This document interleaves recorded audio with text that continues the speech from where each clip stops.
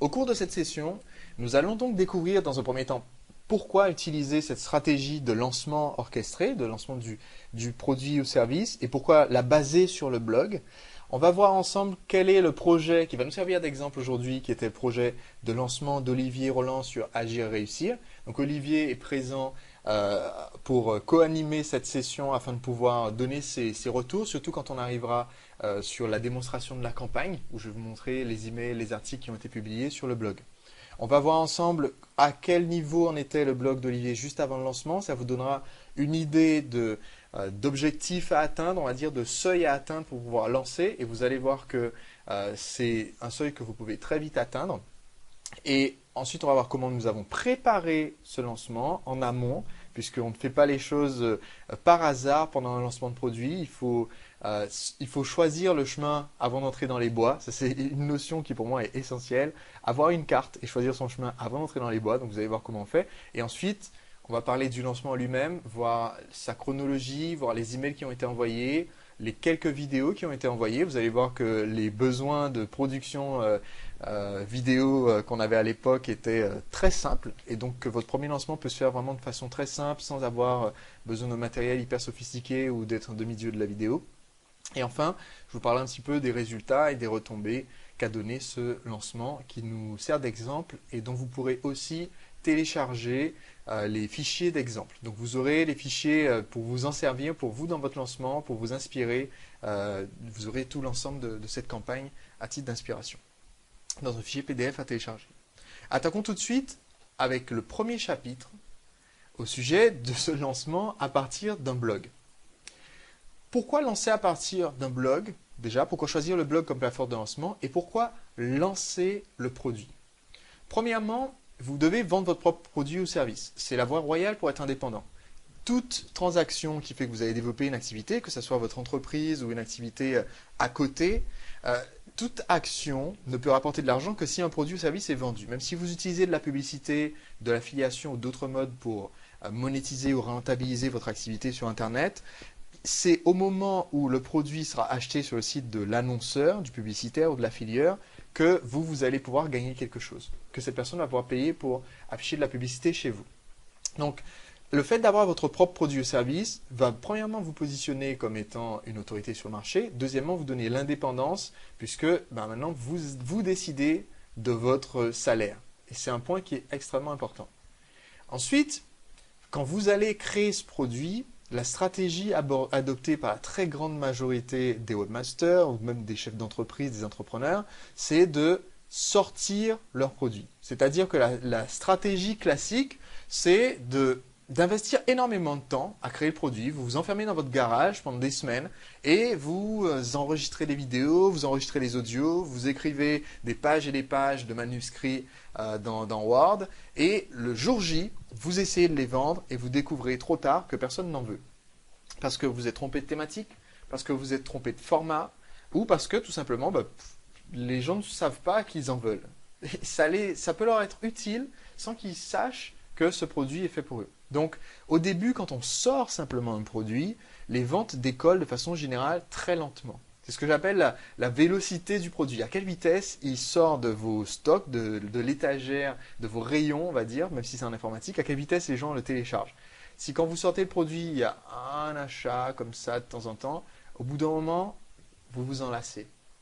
L'intérêt de lancer un produit et de faire donc votre premier lancement orchestré sur votre blog, c'est d'éviter d'être dans cette courbe classique. D'accord?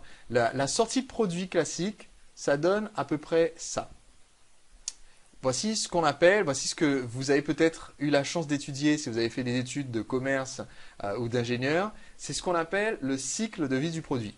Si vous faites une sortie de produit, vous partez de zéro et vous allez décoller lentement, lentement, lentement jusqu'au jour où vous allez comprendre comment faire votre message de vente correctement, où vous allez décoller un petit peu plus vite et ensuite le produit va atteindre un maximum et il va à nouveau s'effondrer quand il aura dépassé sa maturité. Le fait de lancer votre produit ou service va vous donner dès le début une plus grande vélocité. C'est-à-dire qu'au lieu de partir de zéro, le jour J, vous allez faire un certain volume de vente. Donc vous partez tout de suite très haut. À la fin de la période de lancement, vous aurez donc donné une bonne impulsion à votre produit. Ça va peut-être se calmer ensuite pendant un temps, Mais si vous relancez le produit, vous allez refaire d'autres pics de vente, premièrement. Et deuxièmement, même si vous ne relancez pas le produit, le niveau zéro du volume d'intérêt des gens pour votre produit va être toujours positif. Même si là, à ce stade, l'entreprise qui est en noir lutte comme une malade pour vendre son produit, l'entreprise qui est en rouge ne fait plus rien. C'est juste, elle s'appuie sur ses lauriers et pendant que ce produit rouge est à un certain niveau, elle peut sortir un deuxième produit et ensuite continuer à utiliser cette même stratégie pour développer sur le long terme le volume des ventes. Donc, c'est un des premiers intérêts. Ça permet de faire du tapage autour du nouveau produit, de faire connaître ce nouveau produit à davantage de monde. Ça implique vos prospects puis vos clients dans la création du produit. Donc, ça vous donne un pic de vente dès le jour J, on en a parlé. Et surtout, comme quand vous allez créer un lancement de produit, vous allez créer un événement, les répercussions durent plus longtemps. Et ça vous amène probablement plus de profit, vous en vendez davantage. Ça vous amène plus d'autorité puisque les personnes qui créent l'événement, ceux qui deviennent le centre d'attention sur leur secteur, c'est ceux vers qui on va se tourner quand on a des questions. Quand il y a un nouvel enjeu qui apparaît sur le secteur, quand tout le monde s'attend à ce qu'il y ait un nouveau produit qui sorte, on va s'attendre à ce que ce soit vous qui le sortiez.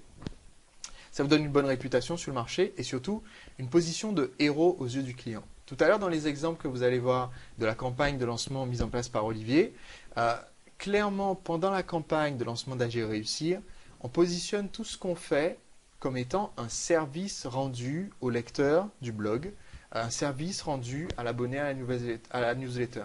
C'est ce qui fait que même quelqu'un qui n'achète pas votre produit continue à considérer que vous avez apporté énormément en préparant cette campagne de lancement. Et vous allez voir les exemples tout à l'heure.